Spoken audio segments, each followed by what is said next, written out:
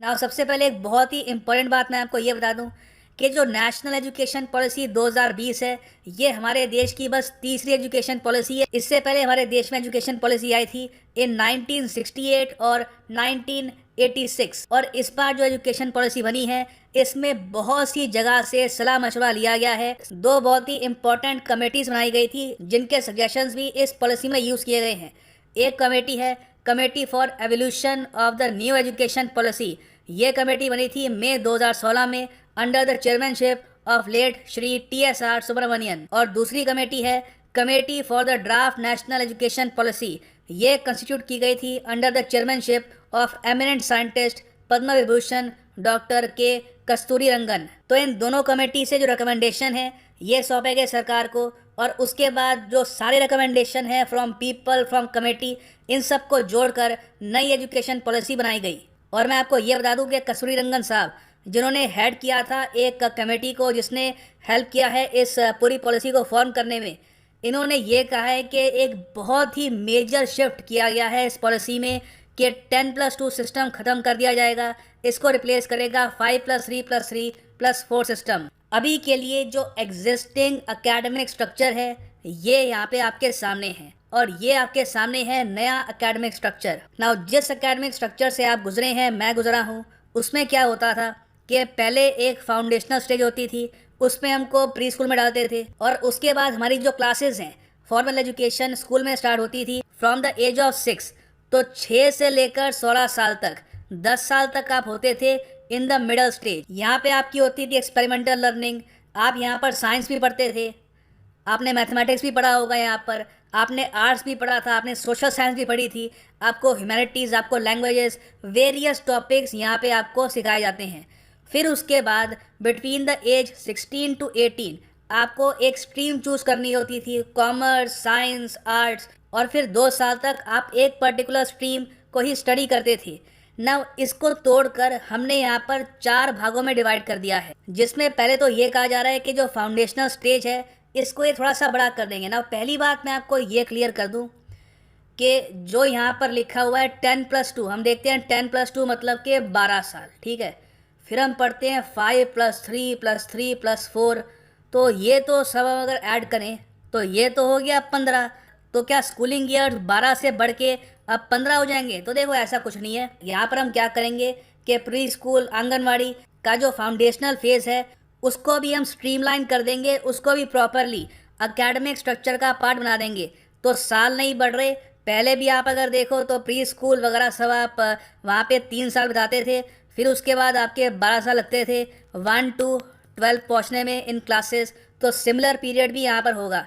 तो साल कुछ यहाँ पे बढ़ नहीं रहे, बस थोड़ा सा इसको डिवाइड कर दिया गया है। जो फाउंडेशनल स्टेज है इसमें ये कह रहे हैं कि 3 से लेकर 8 साल तक जो बच्चा है ये यहाँ पर पढ़ेगा, और इस स्टेज में फोकस होगा मल्टी लेवल और प्ले एक्टिविटी बेस्ड लर्निंग पर। तो किताबों पर भी ठीक है एम्फेसिस होगा, किताबें यहाँ पर इन्वॉल्व होंगी, मगर कोशिश की जाएगी कि एक्टिविटीज़ से और तरीके से भी बच्चा लर्न करे। और यहाँ पर ये वेरियस एस्पेक्ट्स कवर किए जाएंगे उसकी फाउंडेशनल एजुकेशन में, जैसे कि एथिक्स, उसको एथिक्स के बारे में पता होना चाहिए कि सही क्या है गलत क्या है। फिर उसका जो बिहेवियर है, इमोशनल डेवलपमेंट, ये इसको सिखाई जाएगी। टीम वर्क कैसे करना है, कोलैबोरेशन कैसे करना है, नेचर मतलब कि कुदरत के साथ जो रिलेशन है ये कैसे मेंटेन करना है, और जो क्यूरियोसिटी है उसके माइंड में ये डेवलप की जाएगी। सो ये सब जो चीज़ें हैं ये हमने फॉर्मेटिव ईयर्स में डाल दी है। और देखो सबसे अच्छी बात यह है कि जो ये फाउंडेशनल स्टेज है यहाँ पर कोई भी एग्ज़ाम नहीं होगा। This is very important. Exam आपके स्टार्ट होंगे फ्रॉम क्लास 3। तो कई लोग कमेंट करते हैं कि काश मैं आज पैदा होता 2019-20 में, ताकि इस एकेडमिक स्ट्रक्चर में पढ़ने का मौका मिलता। वो ठीक कह रहे हैं, ये बहुत ही ज़्यादा अच्छा स्ट्रक्चर है। इससे एक बच्चे पर मेंटल स्ट्रेस कम पड़ेगा, 8 साल की उम्र तक उस पर एग्ज़ाम का प्रेशर नहीं होगा, और उसको काफ़ी इनोवेटिव तरीके से एजुकेशन प्रोवाइड की जाएगी। क्योंकि जो एग्ज़ाम है ये स्टार्ट होंगे फ्रॉम ग्रेड 3। यहाँ पर देखो साफ साफ लिखा है कि all students will take school examinations in grade 3, 5 and 8 which will be conducted by appropriate authority. तो यहाँ से लेकर यहाँ तक एग्ज़ाम होंगे, और ऐसा भी नहीं है कि बोर्ड एग्ज़ाम हट रहे हैं, बोर्ड एग्ज़ाम भी रहेंगे। हाँ, ये कोशिश की जाएगी कि उनका ज़्यादा एक होलिस्टिक अप्रोच हो, उस पर अभी हम बात करेंगे। मगर पहले मैं आपको एक और बात बताना चाहता हूँ कि जो ये प्रेपरेटरी फेज़ है, यहाँ से लेकर जो फाउंडेशन का फेज़ है, मतलब कि बिटवीन एज 3 to 11, यहाँ पर सरकार ने ये कहा है कि मदर टंग, लोकल टंग या फिर रीजनल लैंग्वेज ये मीडियम ऑफ इंस्ट्रक्शन होगा एटलीस्ट टिल द ग्रेड 5। तो मतलब कि कोई भी भाषा स्टूडेंट पर इम्पोज नहीं की जाएगी। तो इसका मतलब ये है कि इंग्लिश पर जो बहुत ज़्यादा एम्फोसिस होता है, हम देख रहे हैं कि अर्बन एरियाज़ में, प्राइमरली सिटीज़ में हम देखते हैं कि प्री स्कूल से ही इंग्लिश पर जोर होता है और इंग्लिश ऑलमोस्ट बच्चे पर इम्पोज कर दी जाती है from a very young age. तो ये यहाँ पर होगा नहीं। हाँ, इसका मतलब ये नहीं है कि वो इंग्लिश सीखेंगे नहीं, वो इंग्लिश सीख सकते हैं। हाँ, उन पर कोई भाषा ज़बरदस्ती इम्पोज नहीं की जाएगी। This is very important. अब ये देखो, एक कंट्रोवर्शियल निर्णय है। कुछ एजुकेशन एक्सपर्ट्स यहाँ पर ये कह रहे हैं कि इंग्लिश को प्रमोट करना चाहिए।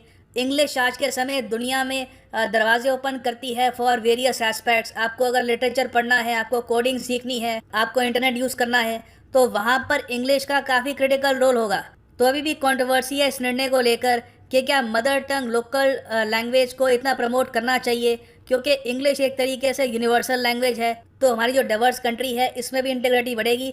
ये कुछ एजुकेशनल एक्सपर्ट्स का कहना है जो आलोचना कर रहे हैं। तो यहाँ पर दो बटे हुए व्यूज़ हैं, वो मैंने आपके सामने प्रेजेंट किए हैं। और देखो, जो क्लास है बिटवीन 6 to 8, इसमें एक बहुत ही इंपॉर्टेंट चीज़ ऐड करी गई है। ये है 10 डे बैगलेस पीरियड, मतलब कि 10 दिन यहाँ पर होंगे जहाँ पे आपको बैग की आवश्यकता नहीं है।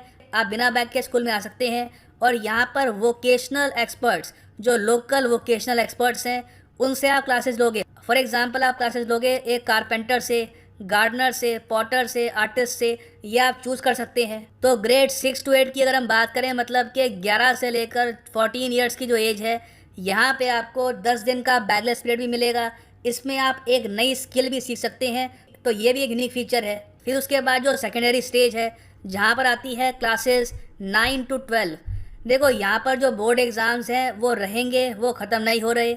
हाँ, ये कोशिश की जाएगी कि वहाँ पर एक होलिस्टिक व्यू हो, फोकस किया जाएगा क्रिटिकल थिंकिंग पर, फ्लेक्सिबिलिटी पर, और अलाउ किया जाएगा कि एक बच्चा खुद अपने सब्जेक्ट चूज़ कर पाए। यहाँ पर एक बहुत ही इंपॉर्टेंट बात यह है, मल्टी डिसिप्लिनरी स्टडी। तो मतलब कि अभी के लिए क्या होता है कि इस एज में आकर आपको चूज़ करना होता है फ्रॉम कॉमर्स, आर्ट्स, साइंस। तो यहाँ पर स्टूडेंट के पास ये भी फ्लेक्सिबिलिटी होगी कि वो आर्ट्स के जो सब्जेक्ट्स हैं ये स्टडी कर सकता है विद फिज़िक्स। उसका केमिस्ट्री में इंटरेस्ट नहीं है, उसका बायोलॉजी में इंटरेस्ट नहीं है, वो बस फिज़िक्स को पसंद करता है। तो इस तरीके से वो मल्टी डिसिप्लिनरी स्टडी भी कर सकता है।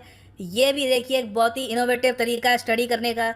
ये इससे पहले हम देख चुके हैं इन कंट्रीज़ लाइक यूएस। वहाँ पर कोई फिक्स स्ट्रीम नहीं होती। आप इस एज तक before college multi disciplinary study कर सकते हैं टू इम्प्रूव योर थिंकिंग। और एक और बात यहाँ पे मैं मेंशन करना चाहता हूँ कि बिटवीन क्लास 9 to 12 यहाँ पर फॉरेन लैंग्वेजेस को भी इंट्रोड्यूस किया जाएगा। तो मतलब कि स्टूडेंट्स जर्मन, फ्रेंच, स्पेनिश ये सब भी सीख पाएंगे। इसकी ऑप्शन भी पूरे देश में अवेलेबल होगी।